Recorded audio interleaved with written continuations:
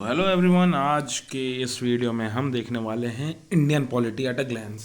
अब देखो, Indian polity जो है ये एक बहुत ही सिंपल और बहुत ही ज़्यादा इम्पॉर्टेंट टॉपिक है। सिंपल क्यों कह रहा हूँ? क्योंकि अगर इसमें आप कॉन्सेप्ट की क्लैरिटी लेके चलो तो ये सब्जेक्ट आपको बिल्कुल भी टफ नहीं लगेगा। और साथ ही साथ ये इम्पॉर्टेंट क्यों है?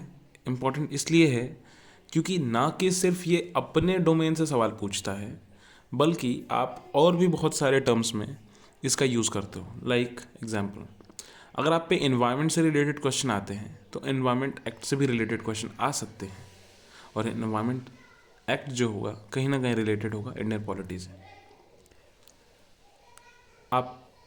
आपसे वो क्वेश्चन पूछ सकते हैं related to constitutional provision, like history में थोड़ा सा जाके, पर वो भी समवेयर लिंक्ड होगा कॉन्स्टिट्यूशन से। That is Indian polity.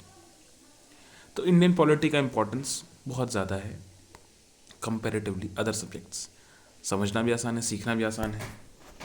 तो इसी कड़ी में हम देखेंगे कि किस तरीके से हम इसको टैकल कर सकते हैं। So let's start today with the very first chapter, that is historical background.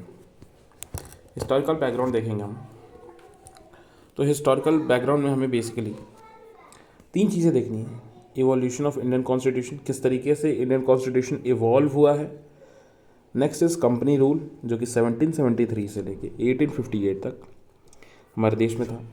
Then crown take over करता है, और फिर आता है crown rule, that is 1858 to 1947।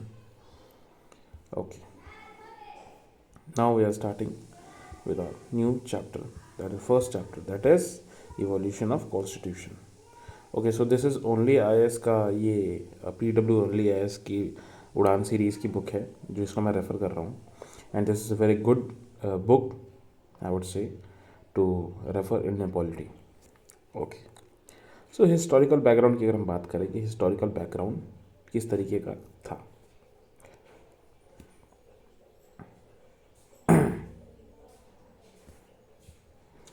Historical background is the evolution of Indian Constitution. The Indian Constitution and its origin in acts and policies of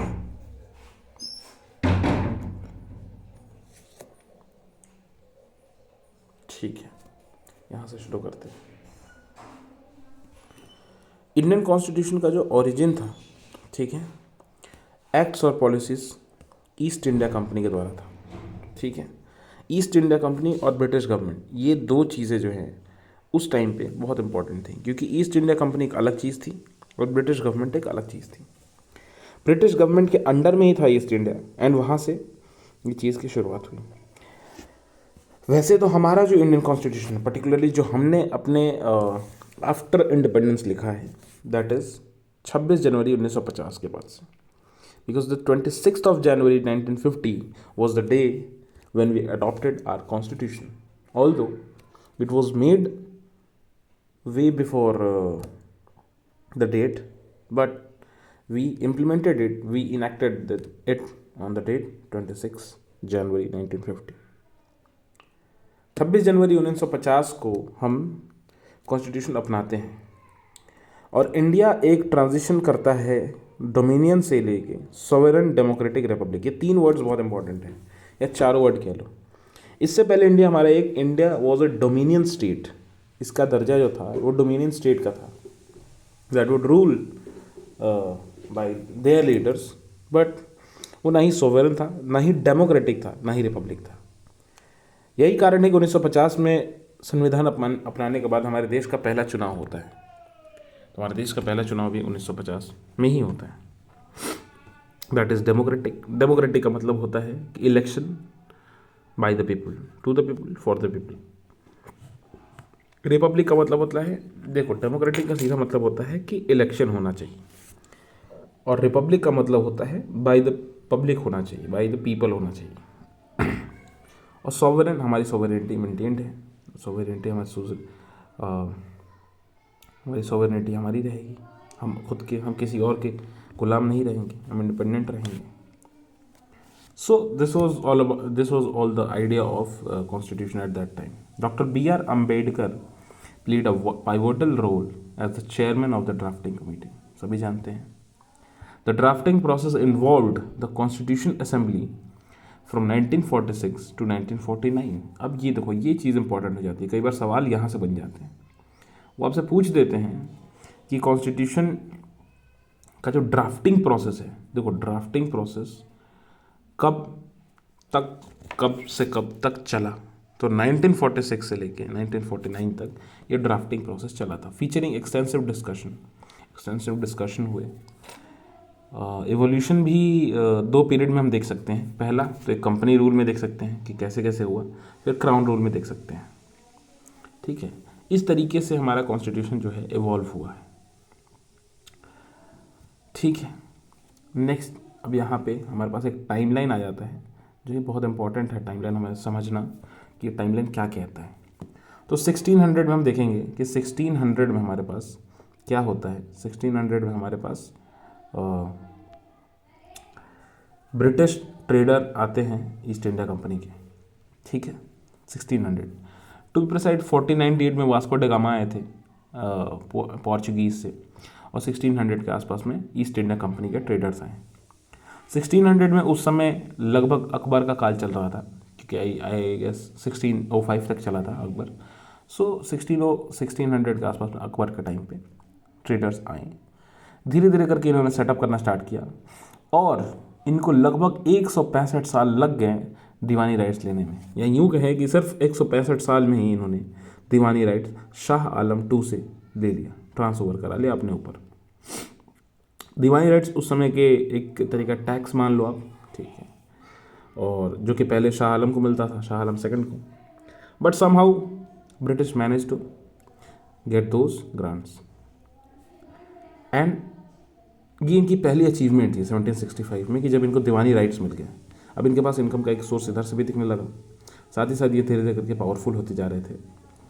फिर different आपको 1773 से लेकर 1858 के बीच में डिफरेंट ये कह ले इनॉर्मस रेगुलेटिंग एक्ट्स आए, जो कि पास होते थे कहाँ से, हमारे ब्रिटेन से, ग्रेट ब्रिटेन से, और लागू होते थे इंडिया में। जैसे regulation act of 1773, regulating act of 1773।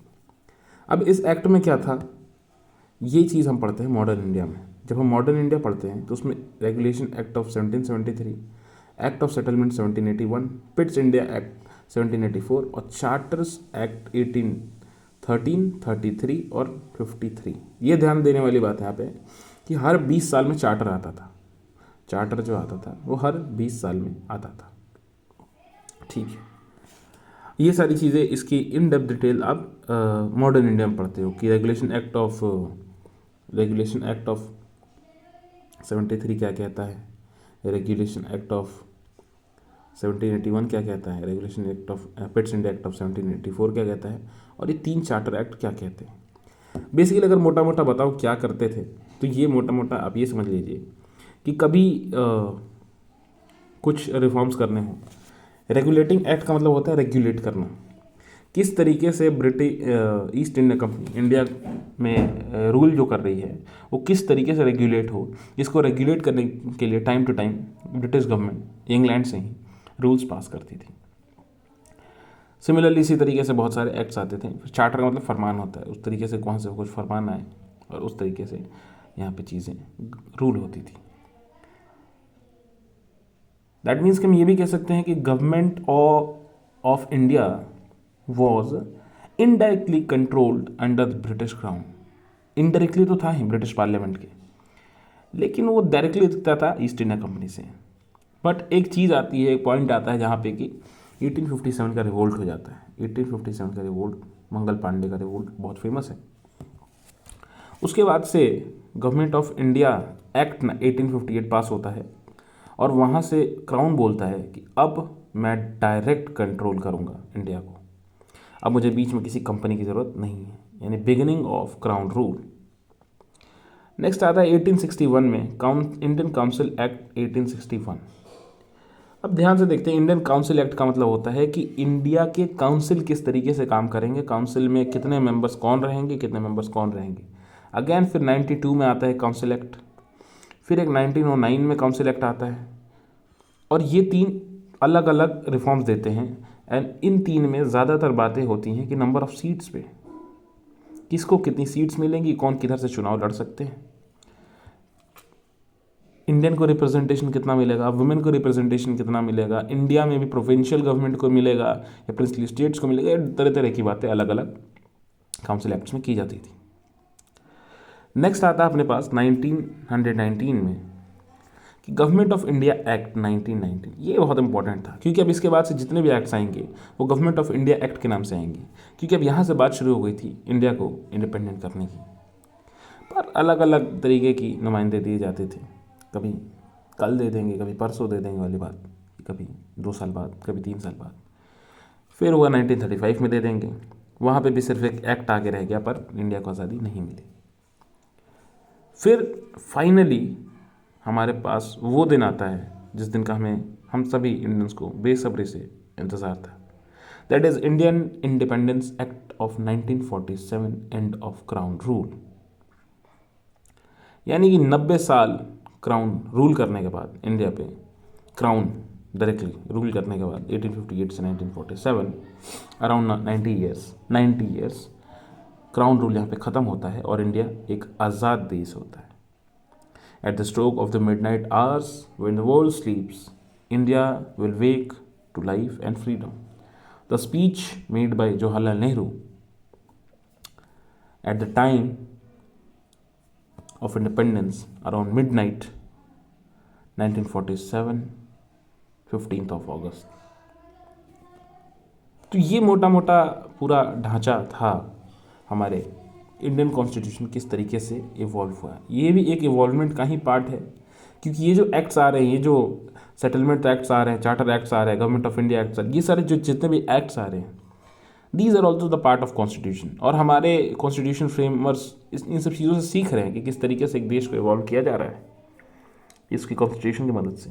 तो यहाँ तक हमें कॉन्स्टिट्यूशन की इंपॉर्टेंस काफ़ी हद तक समझ आ गई थी कि constitution is the utmost important thing in a country. और कंपनी रूल ख़त्म होता है, फिर क्राउन रूल आता है, क्राउन रूल ख़त्म होता है तो फिर इंडियन रूल आता है। जैसा कि मैंने कहा था कि मॉडर्न इंडिया में पढ़ाया जाता है कि रेगुलेशन एक्ट क्या होता है, ये सब चीज़ें क्या क्या क्या थी हर एक एक्ट में, तो वही सारी चीज़ें यहाँ पे भी मेंशन्ड है। इफ़ यू वांट तो आप पढ़ सकते हैं, पर ज़्यादातर सवाल इंडियन पॉलिटी में यहाँ से कम ही आते हैं। ये सब जानना ज़रूरी है क्योंकि ये सब बहुत इंपॉर्टेंट है, बेसिक है, पर यहाँ से सवाल लगभग कम ही आते हैं। तो I am just scrolling down, you can take a screenshot of it और आप इसको देख के समझ सकते हैं। चार्टर एक्ट आता है 1793 का, चार्टर एक्ट आता है 1853 का, फिर 1813 का आता है। इसी तरीके से फिर जब क्राउन रूल आता है तो किस तरीके से, जैसा कि मैंने आपको बताया था, फिर इलेक्शंस की बात होने लग जाएगी क्राउन रूल में आते हैं, क्योंकि यहाँ पे काउंसिल एक्ट्स आने लग गए थे। फिर मॉर्ले अलग अलग एक्ट्स को अलग अलग नाम से भी जानते हैं, जैसे 1909 का है जिसको मॉर्ले मिंटो रिफॉर्म्स कहते हैं, आपने पढ़ा भी होगा। ये गवर्नमेंट ऑफ इंडिया एक्ट 1919 को बोलते हैं मॉन्टेग्यू चेम्सफोर्ड रिफॉर्म्स, ये इंपॉर्टेंट है। फिर इसी तरीके से बाकी सारे हमारे कॉन्स्टिट्यूशनल रिफॉर्म्स आते हैं। साइमन कमीशन की भी बात यहाँ पे की गई है, किस तरीके से साइमन कमीशन आने वाला था 1930 में, लेकिन वो 3 साल पहले ही आ गया था। तो इस तरीके की बातें इन सब में की गई थी। आई थिंक 10 साल पहले आ गया था ये। इंडिया इंडिपेंडेंस एक्ट 1947, फिर आता है ये इम्पोर्टेंट वाला हमारे पास एक्ट, जहाँ पे कि वाइसरॉय हमारे लॉर्ड माउंटबेटन थे और पार्टीशन प्लान दिया गया था लॉर्ड माउंटबेटन के द्वारा। इसमें पहले बहुत चीज़ें हुई थी, लाइक डोमिनियन स्टेटस देने की बात की जा रही थी ये इससे पहले वाले एक्ट्स में, इसीलिए इंडिया इंडिपेंडेंस में टाइम लग गया। तैयार तो तब भी थे वो, पर वो डोमिनियन स्टेट देना चाहते थे, ग्रुपिंग्स करना चाहते थे, ग्रुप ABC करना चाहते थे। That was not accepted by our freedom fighters. उन्होंने कहा no, not at all, we won't sacrifice with the independence of India. So हमें तो इंडिपेंडेंस ऑफ इंडिया ही चाहिए, बीच की कोई चीज़ नहीं, कोई माध्यम नहीं, कोई तरीका नहीं कि आप हमें मना लें बीच में। फर्स्ट कैबिनेट देख लेते हैं। फर्स्ट कैबिनेट, यहाँ से कई बार सवाल डायरेक्ट आ जाते हैं। फर्स्ट कैबिनेट में जवाहरलाल नेहरू थे हमारे prime minister, external affairs of Commonwealth and relationship, scientific research. इनके अंडर में कितनी मिनिस्ट्रीज आप देख लीजिए, प्राइम मिनिस्टर ये हैं, एक्सटर्नल अफेयर्स भी यही हैं, एंड कॉमनवेल्थ रिलेशंस भी यही संभाल रहे हैं। साथ ही साथ मतलब एक ही में आ गया वो, ministry external affairs and Commonwealth relations, scientific and research, यानी कि एक तरह से मान लो क्या, foreign minister and plus scientific research, ये दो पार्ट इनके अंडर में आ रहा है जवाहरलाल नेहरू जी के। सरदार वल्लभ भाई पटेल फर्स्ट होम मिनिस्टर और इंफॉर्मेशन एंड ब्रॉडकास्टिंग मिनिस्टर, ठीक है, ये सरदार वल्लभ भाई पटेल जी की मिनिस्ट्री है। डॉक्टर राजेंद्र प्रसाद को मिलता है फूड एंड एग्रीकल्चर, फूड और एग्रीकल्चर मिलता है डॉक्टर राजेंद्र प्रसाद को। Maulana Abul Kalam Azad was the first education minister of our country. Doctor John Mathai was the first railways and transport minister of our country. R K Shanmugham Chetty first finance minister of our country. Doctor B R Ambedkar law minister. Jagjivan Ram labour minister. Sardar Baldev Singh defence minister. Rajkumari Amrit Kaur health minister. C H Bhabha, मे भी आप लोग पहचानते होंगे इन्हें commerce ministry मिलती है। रफ़ी अहमद किडवई को communication ministry मिलती है। डॉक्टर श्यामा प्रसाद मुखर्जी को मिलती है industries and supplies. V N Gadgil को मिलती है वर्क, माइंस एंड पावर। तो ये हमारी फर्स्ट कैबिनेट की झलक थी, कुछ इस तरीके की हमारी फर्स्ट कैबिनेट थी। ये आपको याद होना चाहिए, सबका ना भी याद हो तो एटलीस्ट जवाहरलाल नेहरू का, सरदार वल्लभ भाई पटेल का, डॉक्टर बी आर अम्बेडकर का, डॉक्टर राजेंद्र प्रसाद का, मौलाना अबुल कलाम आज़ाद का, जॉन मथाई का, और साथ ही साथ जगजीवन राम का, सी एच भाभा का, और मतलब ऑल श्यामा प्रसाद मुखर्जी का। तो ये कुछ नाम ऐसे हैं जिनके आपकी मिनिस्ट्रीज तो पता ही होनी चाहिए, इसमें तो कोई संदेह है नहीं। Coming to the next chapter, और नेक्स्ट चैप्टर है making of the Indian constitution.